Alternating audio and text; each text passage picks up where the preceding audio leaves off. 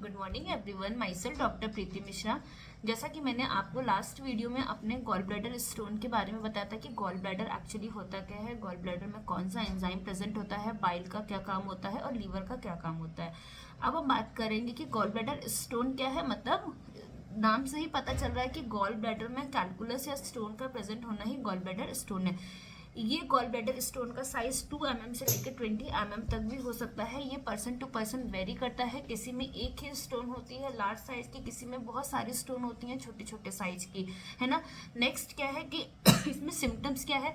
Patient complaint लेकर आता है कि मुझे राइट साइड में, राइट अपर क्वाड्रेंट में क्या होता है, पेशेंट को पेन होता है। पेशेंट कंप्लेंट करता है कि मुझे राइट साइड में दर्द हो रहा है और यही पेन कभी कभी उसका रेडिएट होकर शोल्डर पे आ जाता है। कभी कभी पेशेंट कंप्लेन करेगा कि पेन मुझे कमर में, राइट साइड में, बैक साइड में, पीछे पेन हो रहा है।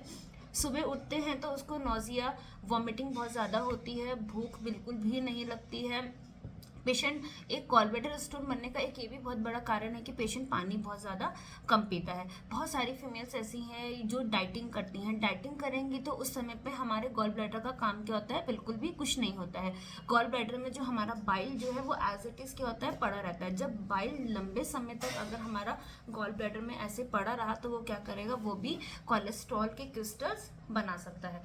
गॉल ब्लैडर में जो स्टोन होते हैं वो मेनली 3 तरह के होते हैं। एक होता है कोलेस्ट्रॉल। 80% स्टोन जो होता है गॉल ब्लैडर में वो कोलेस्ट्रॉल स्टोन होता है। 20% स्टोन देखा गया है बाइल सॉल्ट का स्टोन होता है, जिसको हम पिगमेंट स्टोन बोलते हैं। ये बिलिरुबिन या कैल्शियम ग्लूकोनेट का बना होता है। थर्ड होता है मिक्स्ड स्टोन। ये बहुत रेयर ही देखा गया है। ज़्यादातर केस में जैसे मैंने बोला कि गॉल ब्लैडर स्टोन को साइलेंट स्टोन बोलते हैं, क्योंकि इसमें पेशेंट ज़्यादातर एसिम्प्टोमेटिक रहता है। पेशेंट को कोई भी तकलीफ नहीं होती है। स्टोन लंबे समय तक क्या होता है, उनमें पड़ा रहता है। और मैंने आपको बोला कि पेशेंट आपके पास कंप्लेंट लेकर आएगा फीवर की, नोजिया हो गया, मतलब जी मचला रहा है, वॉमिटिंग हो रही है, सुबह उठते ही उसको जी मचलाने लगता है, भूख बिल्कुल भी नहीं लगती है, पानी की प्यास भी पेशेंट को बिल्कुल नहीं लगती है। कभी कभी देखा गया है कि ये जॉन्डिस भी कॉज करता है, एक्यूट पेनक्रेटाइटिस भी कॉज कर सकता है। पेशेंट को इनडाइजेशन की प्रॉब्लम होती है क्योंकि गॉल ब्लैडर हमारा पूरी तरह से कॉन्ट्रैक्ट नहीं कर पा रहा है। कॉन्ट्रैक्ट नहीं कर पा रहा है तो बाइल हमारा सिक्रीट होकर स्मॉल इंटेस्टाइन यानी कि छोटी आंत में नहीं आ पा रहा है। बाइल का मेन काम क्या होता है, फैट का डाइजेशन कराना। अब बाइल ही नहीं निकल पा रहा है, गॉल ब्लैडर किसी कारण कॉन्ट्रैक्ट नहीं कर पा रहा है, तो हमारा खाना पूरी तरह से डाइजेस्ट नहीं हो पाएगा। पेशेंट को एसिडिटी की बहुत ज़्यादा कंप्लेंट रहेगी। तो ये मेन लक्षण होते हैं हमारे गॉल ब्लैडर स्टोन के। अब हम इसके डायग्नोसिस की बात करें तो ज़्यादातर केस में हम यूएसजी कराते हैं, अल्ट्रासोनोग्राफी, जो कि 99% सेंसिटिव एंड स्पेसिफिक होता है गॉल ब्लैडर स्टोन को डायग्नोस करने में। इसमें हमें गॉल ब्लैडर स्टोन की डायग्नोसिस कंफर्म हो जाती है।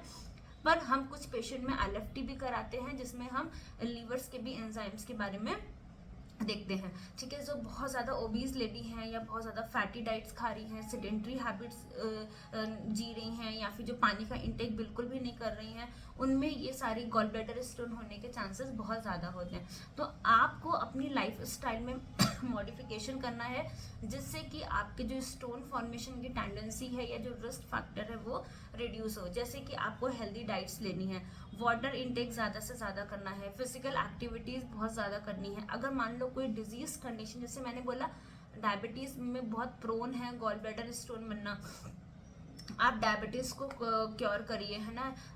सैलेड्स, रॉ फूड्स ज़्यादा खाइए, फाइब्रस डाइट ज़्यादा से ज़्यादा लीजिए। ये सारी चीज़ें आपके गॉल ब्लैडर स्टोन को रिमूव करने में बहुत हेल्प करेगा। गॉल ब्लैडर स्टोन में सबसे अच्छा होम्योपैथिक ट्रीटमेंट है। अगर आप लोगों को गॉल ब्लैडर स्टोन से रिलेटेड कोई भी इश्यूज़ आते हैं, कोई भी प्रॉब्लम्स आती हैं, या आप मेडिसिन ले लेके थक गए हैं और अगर आपका गॉल ब्लैडर स्टोन ठीक नहीं हुआ है, तो आप एक बार होम्योपैथी में ज़रूर कंसल्ट करें। बिना सर्जरी के इसका रिमूवल है, चाहे वो कितने भी एमएम का स्टोन हो। आप विजिट करें होम्योपैथिक डॉक्टर के पास, अपने डॉक्टर से आप अपना केस डिस्कस करें और उनके गाइडेंस के अकॉर्डिंग आप उनको फॉलो करें।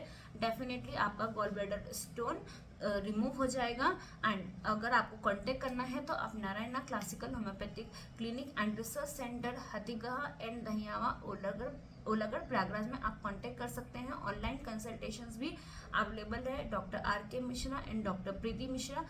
कॉन्टैक्ट नंबर है 8318799400, नेक्स्ट 9454914678।